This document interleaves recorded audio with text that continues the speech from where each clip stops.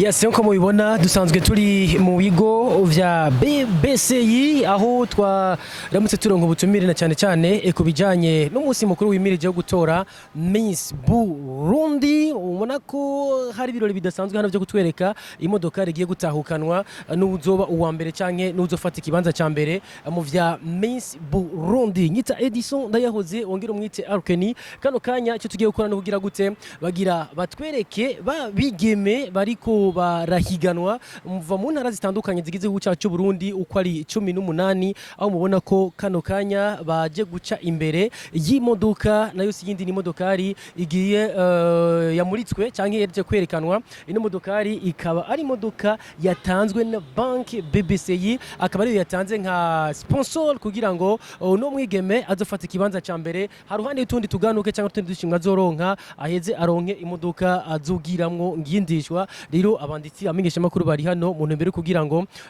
babone ibigira vyerekanwe nino BBCI. Nkuko mubibona hano urabona imodokari imeze neza, ni imodokari nshasha iri mu bwoko bwa Lactis nouveau modèle. Haruhande yaho mu kanya bagira bace batwereka abigeme bazanywe n'imodoka zishika kuri zibiri. Kano kanya bakaba bagira baze bace imbere y'ino modoka. Nkuko muriko murabona ko bimeze neza, bariko baraza bigeme basa neza bashajije bakeye koko n'abarundikazi ubona ko bakiyenze mu kubatora. Rero nkuko musanzwe mubizi nihiganwa ryari rimaze igihe kitari gito ritariko riraba, ariko kino gihe rikaba ryasubiye kuba ikigiye gukurikira nuko mubona image y'ino modoka mugira mubone hano na cyane kuri kamera za Niyosel TV. Ni nayo izoheza igatangwa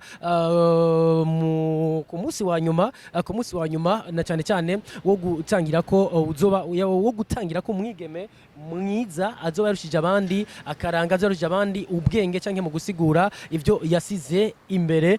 Nuko bisanzwe biri Niyosel TV turinga kugira ngo dukomeze kubashikiriza ibyo ko birabera hano ku butaka bw'undi na cyane kubijanye n'imyidagaduro entertainment ibi bya minsi ndetse n'ibindi. Mwe mugumize ijisho hano nyene mu kugira subscribe, like and share ndetse na comment kugira ngo dukomeze kubashikiriza byinshi vyiza. Ubwo urumva tuzosubira umunsi wa nyuma bazoba ariko baratwerekera ko umwigeme mwiza azoba yabaye wa mbere kugira ngo acatwara ino modoka. Tuzoba tuhari ntituzoja à gauche à droite, nta n'urundi rubanza ruzoba dufise atari ukuza kugira gute kuraba uno mwigeme azotwara ino modoka. Ihejeje kwerekwa na BBCI ya hano mu Burundi. Ni banki nziza cyane imeze neza, ubona ko yakoze gikora inka cyangwa yakoze ibikomeye cyane mu ntumbero kugira ngo uno mwigeme azoronswe ino modokari zabeho neza kugira ngo ntazarafata bisi canke ngo agende n'amaguru. Reka ndababwire nti bye bye.